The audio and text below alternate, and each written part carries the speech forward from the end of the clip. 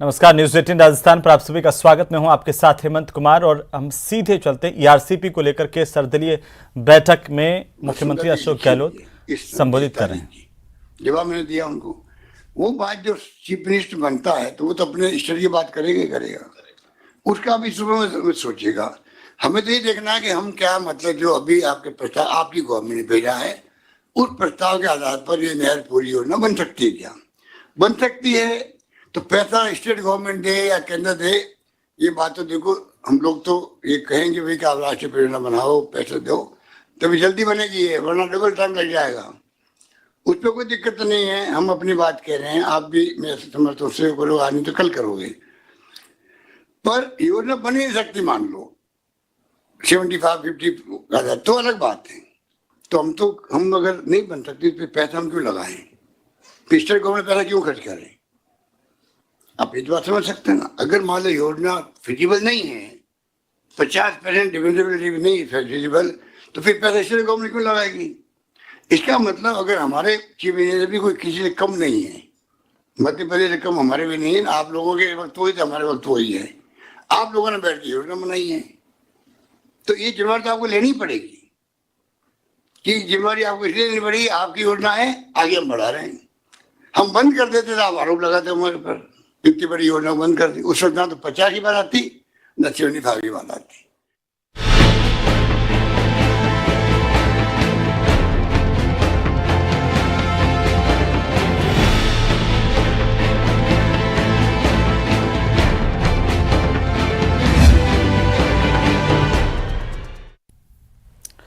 तो रीट भर्ती परीक्षा 2022 का महाकुंभ जैसलमेर में भी सफलतापूर्वक संपन्न हो गया। प्रदेश भर के साथ ही रीट परीक्षा के तहत जिले में 8,238 अभ्यर्थी पंजीकृत थे, जिनमें से 7,484 अभ्यर्थियों ने हिस्सा लिया। वहीं 754 अभ्यर्थी अनुपस्थित रहे। 2 दिन में 4 पारियों में परीक्षा संपन्न हुई। भर्ती में 90.84% अभ्यर्थियों ने परीक्षा दी। हमारे संवाददाता श्रीकांत व्यास ने रीट परीक्षा के जिला नोडल अधिकारी दाताराम से खास बातचीत की, आप भी देखिए। रीट भर्ती परीक्षा 2 दिन और 4 पारियों में सफल हो चुकी है और जैसलमेर में शांतिपूर्ण माहौल के साथ और कड़ी सुरक्षा के बीच ये परीक्षा करवाई गई। हर परीक्षा केंद्र को छावनी बना दिया गया था। कुछ के हाथ निराशा लगी है जो लेट पहुंचे थे, लेकिन जो अभ्यर्थी परीक्षा देकर निकले उनमें भी खुशी थी। मैं तस्वीरें दिखाना चाहूंगा। पूरी जो है वो फोर्स लगी हुई है, पूरी तैयारी के साथ यहाँ पर एग्जाम होने के बाद जो पेपर्स है वो वापस, और जो भी कामकाज है वो सारा प्रॉपर तरीके से किया जा रहा है। जैसलमेर प्रशासन और पुलिस विभाग जो है इसमें जुटा हुआ था। अब एग्जाम पूर्ण हो चुके हैं। हमारे साथ नोडल अधिकारी एडीएम जो है वो हमारे साथ है, उनसे बातचीत करते हैं। सर, कितनी जो है वो तैयारियां की गई थी और किस तरह से सफल आयोजन के लिए प्रयास किए गए जो आज जो है कहीं ना कहीं परिणाम के रूप में सामने? देखिए, राज्य सरकार के निर्देशानुसार इस बार रीट की हमने प्रॉपर तैयारी की थी। जो भी निर्देश थे हमने उनकी पूरी तरह से तैयारी की थी। हमारे यहाँ 10 सेंटर थे, उसके प्रत्येक 10 सेंटर को हमने पुलिस से, प्रशासन से, शिक्षा विभाग से 2-3 बार चेक कराया, किसी प्रकार की व्यवस्था नहीं हो। बाउंड्री वगैरह होनी चाहिए, गेट वगैरह, हमने केवल एक गेट से एंट्री दी। सबसे बड़ी बात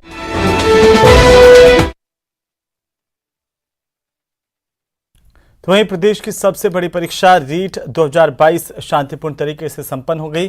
भीलवाड़ा में भी कई केंद्रों पर परीक्षा का आयोजन किया गया, जिसमें बड़ी संख्या में परीक्षार्थी शामिल हुए। परीक्षा देने के बाद घर रवाना हो रहे परीक्षार्थियों से खास बात की हमारे संवाददाता राहुल कौशिक ने।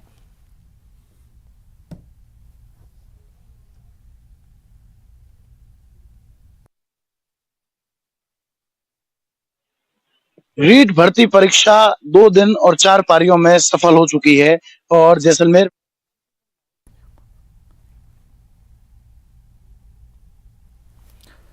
रीट परीक्षा आज समाप्त हो चुकी है। 2 दिन ये परीक्षा 4 पारियों में चली है।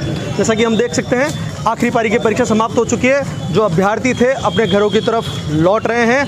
आइए हम कुछ अभ्यर्थियों से बात भी करते हैं कि इनका परीक्षा कैसे हुई। कैसा गया आपका एग्जाम? अच्छा गया। सारी आपको अंदर कोई परेशानी तो नहीं हुई? नहीं। हमारे साथ और भी अभ्यर्थी आइए, इनसे बात करते हैं। कैसा गया आपका एग्जाम? हाँ सर, बहुत अच्छा गया, अच्छा रहा एग्जाम टाइम। एग्जाम सेंटर में, एग्जाम के रूम में आपको कोई समस्या तो नहीं हुई? नहीं, कुछ भी नहीं, कोई भी समस्या नहीं। पेपर कैसा था? टफ था, इजी था? पेपर ठीक था, ज़्यादा टफ भी नहीं, एवरेज था। ठीक। ये पेपर अच्छा बता रहे हैं, पेपर ठीक था बता रहे हैं। आप देख सकते हैं कि सब अपने घरों की ओर लौट रहे हैं। आइए हम और भी लोगों से बात करने की कोशिश करते हैं। कि किस प्रकार से इनका पेपर हुआ। मैम, आपका पेपर कैसा हुआ? अच्छा हुआ। कैसा आया था पेपर? मतलब नॉर्मल एवरेज था। किसी प्रकार की समस्या का सामना तो नहीं करना पड़ा? अंदर घड़ी थी, टाइम देखने के लिए पानी की व्यवस्था थी? जी बिल्कुल। जैसा कि इन्होंने बताया कि सभी सुविधाएं अंदर थी। अभ्यर्थियों ने ये भी बताया कि पेपर नॉर्मल था, इजी था और इनकी अच्छा पेपर गया हुआ है। और आप देख सकते हैं सब लोग अपने घरों की ओर लौट रहे हैं। ये महापरीक्षा आज समाप्त हो चुकी है। आने वाला जो रिज़ल्ट है इसका वो तय करेगा कि इस महापरीक्षा के मंथन से कितने लोग सफल होकर निकले हैं। वीडियो जर्नलिस्ट अंकुर सनाटे के साथ राहुल कौशिक, न्यूज़ 18 भीलवाड़ा। उधर बीकानेर में 2 दिन से चल रही रीट परीक्षा का शांतिपूर्ण तरीके से समापन हो गया। 2 दिन के दौरान जिले में कुल 53,640 परीक्षार्थी पंजीकृत थे, जिनमें से कुछ परीक्षार्थी परीक्षा में अनुपस्थित थे। परीक्षार्थियों ने कहा कि जो पेपर अच्छा था और उम्मीद है कि इस बार भी अच्छे नंबरों से पास होंगे। परीक्षा की व्यवस्थाओं को लेकर परीक्षार्थियों से बात की है हमारे बीकानेर संवाददाता विक्रम जागरवाल ने। रीट परीक्षा का दूसरा दिन और दूसरी पारी अभी समाप्त हो गई है और आप देख पा रहे हैं कि जो प्रतिभागी हैं वो सेंटर से बाहर आ रहे हैं, उन्हीं से बात करते हैं। जी बताइए, किस तरह का पेपर रहा और कितना आसान था पेपर? पेपर बहुत ही मतलब लेवल का था, बहुत ही अच्छा था और इतने कम समय में इतना अच्छा पेपर बनाना और इतनी अच्छी सुविधा देना बहुत ही। जो सरकार की तरफ से व्यवस्थाएं थी क्या वो सही थी? हाँ, बहुत अच्छी व्यवस्था थी। इतना मतलब अनुशासन और इतनी मतलब सख्ताई, तो इस बार हो सकता है कि कामयाब हो जाए बच्चे। आपने पेपर दिया है तो जी किस जी तरह का था पेपर? पेपर लेवल का था, ऐसी नहीं बात, मतलब व्यवस्था गजब की थी।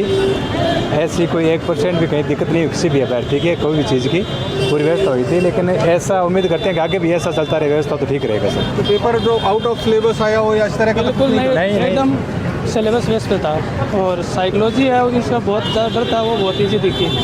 तो कहाँ से आप पेपर देने आए हो? मैं ऐसे तो बीकानेर से हूँ, सीकर से आया हूँ। तो व्यवस्थाएं सरकार की तरफ से बिल्कुल शानदार व्यवस्था और सारे ड्रेस कोड में थे। तो देखिए, निश्चित रूप से जो प्रतिभागी हैं उनका भी मानना है कि अच्छा होगा। कुछ और प्रतिभागी हैं, उनसे बात कर लेते हैं। जी, आप लोगों ने पेपर दिया, किस तरह का पेपर रहा आप लोगों का, बताएंगे? ठीक रहा, अच्छा रहा। तो जो पेपर आया था क्या वो कोर्स से था या बाहर से पेपर? नहीं, एक कोर्स ही था। तो निश्चित रूप से देखिए कि जो प्रतिभागी हैं वो इस पेपर को लेकर काफ़ी उत्साहित दिख रहे हैं और उनका ये मानना है कि जो पेपर आया था वो कहीं ना कहीं पूरा सिलेबस से ही आया था, इसलिए उनका पेपर अच्छा हुआ है। और अब वो उम्मीद कर रहे हैं कि आने वाले दिनों में जो रिजल्ट इनका आने वाला है वो भी बेहतरीन आएगा। बीकानेर से न्यूज़ 18 के लिए विक्रम जागरवाल। तो वहीं टोंक में भी रीट परीक्षार्थी जो है वो उसकी सड़क हादसे में मौत होने की जानकारी। आपको बता दें कि पति और बच्चे के साथ टोंक से सवाई माधोपुर जाते समय नेशनल हाईवे 116 पर टोल के पास बाइक किसी वाहन से टकराई। सिर में चोट लगने से परीक्षार्थी सुमन सोनी की मौत हो गई। वहीं 5 साल का बच्चा और पति कृष्ण कुमार सोनी बाल बाल बचे। हादसे के बाद एम्बुलेंस के जरिए टोंक के एक निजी अस्पताल पहुंचे, तब तक 34 साल की सुमन की मौत हो चुकी थी। मामला उनियारा थाना इलाके का होने की वजह से शव को उनियारा सीएचसी ले जाया गया।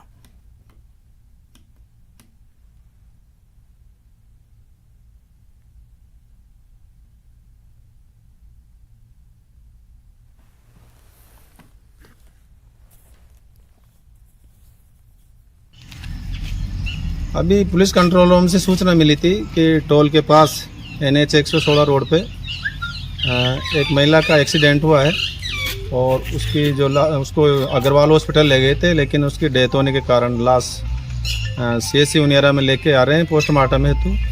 मुताबिक सूचना के मैं यहाँ पहुँचा और डॉक्टर साहब पंचायतनामा की कार्रवाई की गई।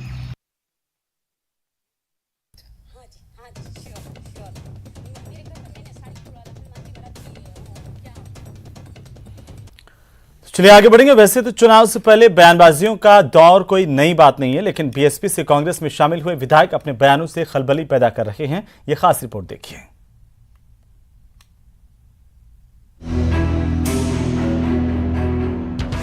आरजू कई लेकर जुड़े थे साथ, ये साथ क्यों नहीं आ रहा रास?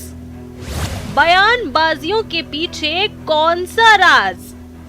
क्या किसी बेहतर कल की है तलाश? बोल हो रहे जुदा, बज रही अलग डफली। खलबली मची है, क्यों मची है खलबली? वैसे तो प्रदेश में होने वाले विधानसभा चुनाव में अभी साल भर से ज्यादा का वक्त बचा है, लेकिन सियासी दंगल में बाजी वही मारता है जो आगे की सोच के साथ अपनी रणनीतियां तैयार करता है। जाहिर है सियासत के बड़े खिलाड़ी अपने दांव पेच आजमाने लगे हैं। नतीजा एक दूसरे को अपने बयानों से तौलने का खेल बड़े जोरों पर है। चुनाव आने से पहले अक्सर ऐसे बयानों का एक दौर हर बार आता है, लेकिन बीएसपी से कांग्रेस में शामिल हुए विधायकों के बयान कुछ ज्यादा ही खलबली मचा रहे हैं। किसी समय पूरी शिद्दत के साथ गहलोत की सरकार बचाने वाले इन विधायकों के बोल जुदा हो चले हैं, डफली अलग बज रही है। आखिर इनके दिल में इतनी खलबली क्यों मची है? क्या जो अरमान लिए इन लोगों ने हाथ थामा था वो परवान नहीं चढ़ पाया है? क्या इन्हें फिर किसी बेहतर कल की तलाश है? ये सभी सवाल पिछले कुछ दिनों के बयानों के बाद उठने लगे हैं। वैसे तो बीएसपी से कांग्रेस में शामिल हुए 6 विधायकों में 4 को पद भी मिल चुके हैं। राजेंद्र गुड़ा को मंत्री बनाया जा चुका है। दीपचंद खैरिया को किसान आयोग का उपाध्यक्ष बनाया गया है। जोगिंदर सिंह अवाना को देवनारायण बोर्ड का अध्यक्ष बनाया है और लाखन सिंह मीणा को डांग विकास बोर्ड का अध्यक्ष बनाया जा चुका है। हालांकि लेकिन वाजिब अली और संदीप यादव अब भी बिना किसी पद के हैं। जाहिर है इनके दिल में असंतोष है और ये असंतोष नाराजगी भरे बोल के रूप में बाहर आ रहा है। तभी तो बीएसपी से कांग्रेसी हो चुके विधायक अपने बयानों से खलबली मचा रहे हैं। एक नजर डाल लेते हैं खलबली मचाने वाले बयानों पर। राज्य मंत्री राजेंद्र गुड़ा ने कहा कि हम लोग कांग्रेस कल्चर में सेट नहीं हो पा रहे हैं। ये तक कह डाला कि मंत्री शांति धारीवाल का अलाइनमेंट गड़बड़ है। इतना ही नहीं, अजय माकन पर कमिटमेंट पूरे नहीं करने के भी आरोप लगाए। गुड़ा ने तो सीएम को भी नहीं बख्शा और कहा कि सीएम मीडिया में बोलते तो बहुत हैं, उस पर चिंतन भी करें। अब वाजिब अली की दर्द भरी दास्तां भी जान लीजिए। वाजिब अली ने कहा कि कई मंत्री ऐसा समझते हैं कि वो जिंदगी भर के लिए मंत्री बन गए हैं। उन्होंने कहा कि कई मंत्रियों से काम करवाना तो दूर, मिलना भी मुश्किल है। गुड़ा और वाजिब ही क्यों, विधायक संदीप यादव भी सौतेले व्यवहार का आरोप लगा चुके हैं और इसको लेकर 1 महीने पहले सीएम गहलोत और आलाकमान को पत्र भी लिखा जा चुका था। इसके अलावा विधायक जोगिंदर सिंह अवाना ने भी पीडब्ल्यूडी मंत्री भजन लाल जाटव के खिलाफ मोर्चा खोला था और सड़कों की क्वालिटी को लेकर सवाल उठाए थे। इतना ही नहीं, कांग्रेस के टिकट पर पिछला चुनाव जीतकर गिरिराज मलिंगा ने भी अपने बयानों से पार्टी को मुश्किल में डाला।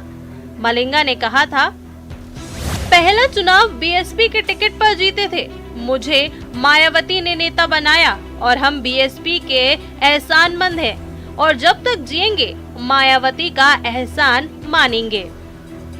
मतलब साफ है इन बयानों के पीछे प्रेशर पॉलिटिक्स है या फिर इन्हें किसी बेहतर कल की तलाश है। इसे रणनीतिक कौशल कहिए या फिर मौका परस्ती। सियासत में इतने सोच विचार की गुंजाइश कहाँ छोड़ी है। न्यूज़ 18 राजस्थान के लिए जयपुर से दिनेश शर्मा की रिपोर्ट। और अब खबर कोटा से, जहां पर कोटा के रामगंज मंडी थाने में एक युवक ने अपनी पत्नी और 4 महीने के बच्चे की गुमशुदगी की शिकायत दर्ज करवाई। पुलिस ने इस शिकायत पर कार्रवाई की और गुमशुदा महिला को जयपुर से दस्तयाब किया है। जानकारी के अनुसार महिला की सोशल मीडिया पर एक युवक से फ्रेंडशिप हुई थी और उसी से मिलने के लिए ये महिला जयपुर पहुंची, जहां पर करीब 10 दिनों तक रही। बाल कल्याण समिति के सदस्य मधु शर्मा ने दोनों से काउंसलिंग की और 4 महीने के बेटे के भविष्य को देखते हुए दंपति को साथ रहने के लिए समझाया। इसके बाद दंपति साथ रहने को तैयार हुए।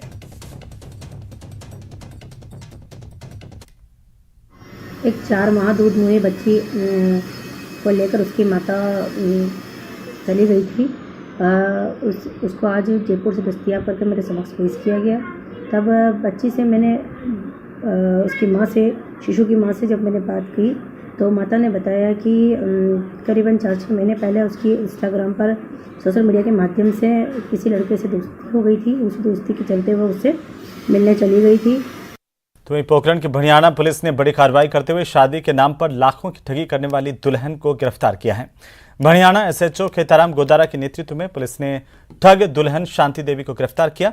भड़ियाना थाने में 26 अक्टूबर 2021 में प्रार्थी बाबूराम ने मुकदमा दर्ज करवाकर दलाल जगमाल सिंह और शांति देवी पर 8 लाख रुपए और 5 तोला सोने के आभूषण हड़पने के आरोप लगाए थे। पुलिस ने मामले की जांच करते हुए दोनों आरोपियों को पिछले 10 महीने बाद गिरफ्तार करने में कामयाबी हासिल की। पुलिस ने मुख्य आरोपियों को गिरफ्तार कर पूछताछ शुरू कर दी है।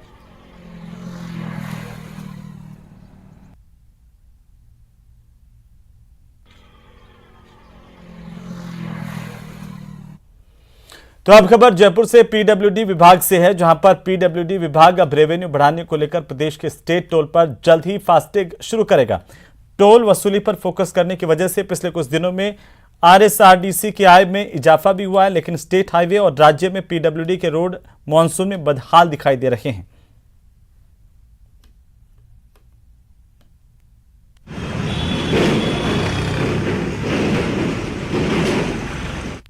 लोगों ने आरएसआरडीसी पर तकरीबन 60 टोलों को फास्टैग लगा दिया है और फास्टैग लगाने से हमको सुविधा बहुत मिलेगी। ये बहुत अच्छा काम हुआ है। उससे एक तो हमारा ट्रैफिक सर्वे बहुत अच्छा हो जाएगा और जो हमारा, मैं आपको बताने में बड़ी खुशी हो रही है कि अब हमारा जो रेवेन्यू जनरेट हो रहा है उसमें कम से कम डबल का इजाफा हुआ है।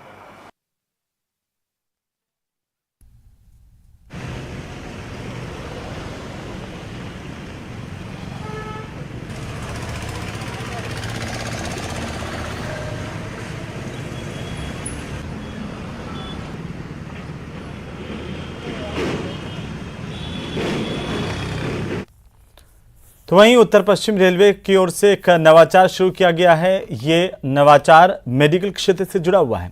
इसकी ट्रेनिंग के लिए रेलवे के केंद्रीय अस्पताल और चारों मंडलों के डॉक्टरों, नर्सिंग स्टाफ और अन्य पैरामेडिकल स्टाफ के साथ ही स्वास्थ्य इकाइयों को प्रशिक्षण में शामिल किया गया।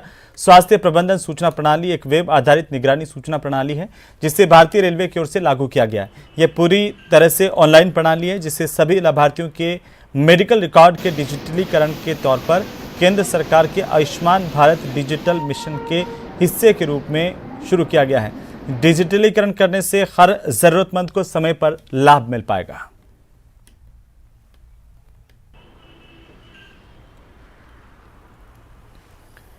तो वहीं सावन महीने में प्रदेश में हर जगह कांवड़ यात्रा निकालने का रिवाज है और कुछ ऐसी संस्कृति का निर्वहन करते हुए नजर आए खाद्य और नागरिक आपूर्ति मंत्री प्रताप सिंह खाचरियावास।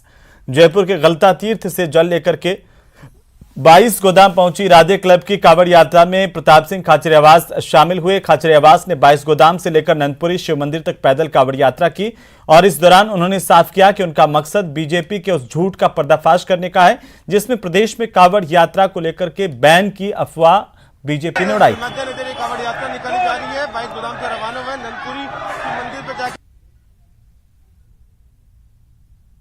खाद्य और नागरिक आपूर्ति मंत्री प्रताप सिंह खाचरियावास कांवड़ यात्रा निकाल रहे हैं। कुछ दिन पहले उन्होंने बयान दिया था कि प्रदेश में किसी भी तरह की कांवड़ यात्रा में बैन नहीं है और आज इसी के मद्देनजर कांवड़ यात्रा निकाली जा रही है। उनका ये कहना है कि जो बीजेपी है वो झूठ का प्रचार कर रही है, प्रदेश में कांवड़ यात्रा में किसी तरह का बैन नहीं है।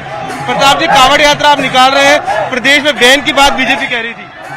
बीजेपी झूठ बोल रही है, उनके झूठ का पर्दाफाश करने के लिए मैं कांवड़ यात्रियों के साथ चल रहा हूँ। राजस्थान में कहीं भी कांवड़ यात्रा पर रोक नहीं है। कांवड़ यात्रियों को ट्रैफिक में दिक्कत नहीं हो, पूरा पैसे मिले, शांति से आराम से पहुंच जाए, वहाँ प्रशासन और सरकार तो स्वागत कर रही है। सरकार चल रही है ना कांवड़ यात्रियों के साथ, कोई रोक नहीं। भाजपा ने गंदा माहौल फैलाया, भोलेनाथ माफ नहीं करेंगे भाजपा को, भाजपा का अंत हो जाएगा, देखना। बिल्कुल। तो देखिए, खाद्य एवं नागरिक आपूर्ति मंत्री प्रताप सिंह खाचरियावास कांवड़ यात्रा निकाल रहे हैं। उन्होंने कांवड़ यात्रा को लेकर बात कही। कैमरा पर्सन अविनाश शर्मा के साथ न्यूज़ 18 जयपुर।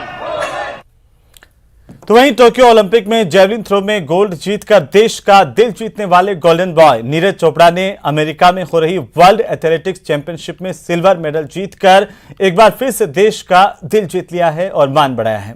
नीरज चोपड़ा ने सिल्वर मेडल जीतने के बाद प्रदेश के सरहदी जिले श्रीगंगानगर में भी जश्न का माहौल है। नीरज चोपड़ा के सिल्वर मेडल जीतने का जश्न लोग मना रहे हैं। एथलीट के बीच श्रीगंगानगर जिला परिषद के CEO IAS doctor Mohammad Junaid भी पहुंचे।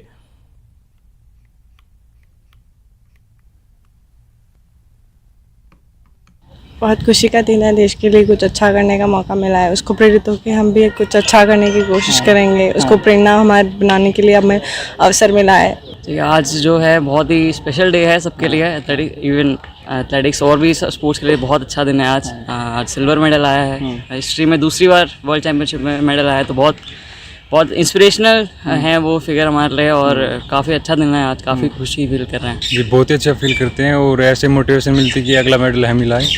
और बहुत अच्छा करेंगे, तैयारी बहुत अच्छी होती है यहाँ पर। और ऐसी एकेडमी अगर धीरे धीरे चलती रही तो प्रोग्रेस करेंगे और प्रो प्लेयर भी नेशनल इंटरनेशनल मेडल लाएंगे। नीरज चोपड़ा के सिल्वर मेडल जीतने के बाद हम यहाँ के जिला खेल अधिकारी से बात करते हैं। कितना गौरवान्वित वाला पल है आपके लिए? सर बहुत ही गौरवान्वित वाला दिन है, क्योंकि पहली बार इतिहास में इंडिया के लिए सिल्वर मेडल आया वर्ल्ड चैंपियनशिप में। तो इससे बहुत से युवा प्रेरित होंगे, बहुत से नए खिलाड़ी तैयार होंगे। इसके अलावा माता पिता का और अन्य जनों का भी खेलों में माहौल बनेगा, अपने बच्चों को खेलों की तरफ भेजेंगे। सरकार भी वर्तमान में खूब सपोर्ट कर रही है। जहां राजस्थान सरकार की बात है तो 2% खेल कोटा किया गया है, जिसमें लगभग 58 विभागों में हम अप्लाई कर सकते हैं। उसके अलावा आउट ऑफ टर्न नौकरी दी जा रही है। उम्मीद की जानी चाहिए कि आपके एकेडमी से भी कभी कोई भविष्य में नीरज चोपड़ा या अवनी लेखरा जैसी कोई खिलाड़ी सामने आए। बिल्कुल सर, नेशनल मेडलिस्ट तो हमारे कई तैयार हुए हैं, लेकिन अब की बार हम कोशिश करेंगे कि अंतर्राष्ट्रीय स्तर पर किसी बड़े चैंपियनशिप में, एशियन गेम्स वगैरह में हमारे बच्चे खेलें। जितने भी खेल के खिलाड़ी हैं, एथलेटिक्स हैं, वो देश का नाम आने वाले कॉम्पिटिशन्स में भी रोशन करेंगे। अशोक शर्मा, न्यूज़ 18 श्रीगंगानगर। तो चलिए इसी के साथ ही इस बुलेटिन फिलहाल इतना ही। आप देखते रहिए न्यूज़ 18 राजस्थान। नमस्कार।